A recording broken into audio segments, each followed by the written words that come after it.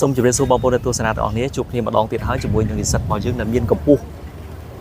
ស្រឡះខ្ញុំឈរក្បែរគាត់ដូចជាចង់ទៀបជាងគាត់ផងចង់ជៀបច្បាស់ថាតើគាត់មកពីណាគាត់ឈ្មោះអីគាត់រៀនជំនាញអីនៅសាលាណាជួបជាមួយខ្ញុំតែបងជម្រាបសួរបងប្អូនជម្រាបសួរគ្រូបាទឈ្មោះមករាឆាលីមកពីមករាឆាលីបាទមកដែលជាសិស្សបាទជានិស្សិតមកពីឆ្នាំទី1ផ្នែកអក្សរសាស្ត្រអង់គ្លេសដែលបច្ចុប្បន្នខ្ញុំនៅកំពុងតែរៀននៅសាកលវិទ្យាល័យសង្គមកិច្ចវិទ្យាស្ថានជាតិសង្គមកិច្ចវិទ្យាស្ថានជាតិសង្គមបាទវិទ្យាស្ថានជាតិហេតុអីបានបងប្អូនចង់រៀនជំនាញហ្នឹងដោយសារតែខ្ញុំមានគោលដៅថ្ងៃអនាគតមួយដែលខ្ញុំចង់ធ្វើជាគ្រូរៀនភាសាផ្នែកអង់គ្លេសអូចង់គ្រូជាគ្រូបរៀនភាសាអង់គ្លេសបង្រៀនតាមសាកលវិទ្យាល័យបង្រៀនតាមសាកលវិទ្យាល័យឬក៏បរៀននៅសាលារដ្ឋរៀនបើអាចនឹងចាប់សាលារដ្ឋមួយសាលាឯកជនមួយអូអរគុណបំណងប្រាថ្នាបងប្អូនចង់ខ្លាចជាគ្រូបរៀនភាសាអង់គ្លេស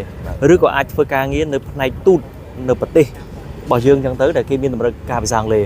ឬក៏បងប្អូនអាចខ្លាយទៅជាមគ្គុទ្ទេសក៍ទេសចរអញ្ចឹងទៅដើម្បីជួយផ្សព្វផ្សាយពីអ្វីដែលជាសមិទ្ធផលរបស់កម្ពុជាឬក៏តំបន់ទេសចររបស់ស្រុកទេសយើងណាបាទបងព្រឹកមិញបានចូលរួមកម្មវិធីសិក្ខាសាលាវគ្គបឋកថារបស់យើងទេព្រឹកមិញបានចូលអញ្ចឹងចង់ឲ្យបងប្អូនទទួលបានចំណេះដឹងអីពីព្រឹកមិញដែលបងប្អូនចូលរួមបើតាមបទពិសោធន៍ខ្ញុំបានចូលរួមកម្មវិធីព្រឹកមិញហ្នឹងខ្ញុំឃើញថាបងគាត់ដែលមកពីស្ថាប័នដែលកាតូលិកខាងកាតូលិកបាទខាងក្រសួងការឋាននគរបាលជាតិបាទគាត់បានមកនិយាយផ្សព្វផ្សាយអំពីការឆោបោកការ scam អនឡាញដែលអាចនឹងធ្វើឲ្យជាពលរដ្ឋនឹងងាយទទួលរងគ្រោះដោយសារតែឥឡូវហ្នឹងបច្ចេកវិទ្យាកាន់តែទំនើប AI ក៏វាកាន់តែទំនើបអញ្ចឹងការឆោបោករបស់ពួកជនខិលខូចគឺកាន់តែមើលមកវាកាន់តែទំនើបជាងមុនគួរឲ្យទុកចិត្តគួរឲ្យជឿជាងមុនបាទដូច្នេះហើយបើសិនជាយើងមិនប្រុងប្រយ័ត្នទេអាចនឹងជាប់អាចនឹងត្រូវគេ scam ទៅគេបោកអីចឹងតាមអនឡាញចឹងដូចជាយើងឃើញសប្តាហ៍ថ្ងៃហើយដូចសប្តាហ៍ថ្ងៃយើងនេះគឺគេបានបង្ក្រាបបានខ្លះហើយដែលនៅខេត្តបរសែននោះផ្ទាល់អូបាទដែលគេបាន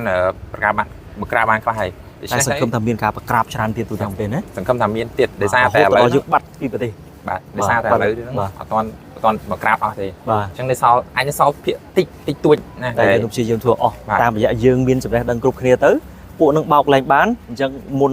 នឹងក្រោយចុងបញ្ចប់គឺពួកនឹងគឺរើកអាវចេញមែនទេបាទអាចរើកអាវទៅស្រុកដើមទៅស្រុកដើមវិញអរគុណបងប្អូនជាចុងក្រោយនេះតើបងប្អូនមានពាក្យពេចន៍អីផ្ដាំផ្ញើទៅកាន់បងប្អូនអ្នកទស្សនាទាំងអស់គ្នាជាពិសេសបងប្អូនដែលកំពុងប្រឡងថ្នាក់ទី12សម្រាប់ខ្ញុំផ្ទាល់ខ្ញុំសូមជូនពរដល់បងប្អូនដែលចិត្តបងប្អូនទី12ដែលចិត្តប្រឡងសូមឲ្យប្រឡងជាប់និងទទួលបាននិទេសដែលខ្លួនប្រាថ្នាបាទអរគុណបងប្អូនទស្សនាទាំងអស់គ្នាសម្រាប់ការតាមដានទស្សនានេះសូមជូនពរមានសុខភាពល្អជោគជ័យគ្រប់ភារកិច្ចពីខ្ញុំមួយបងប្អូនអរគុណជម្រាបលា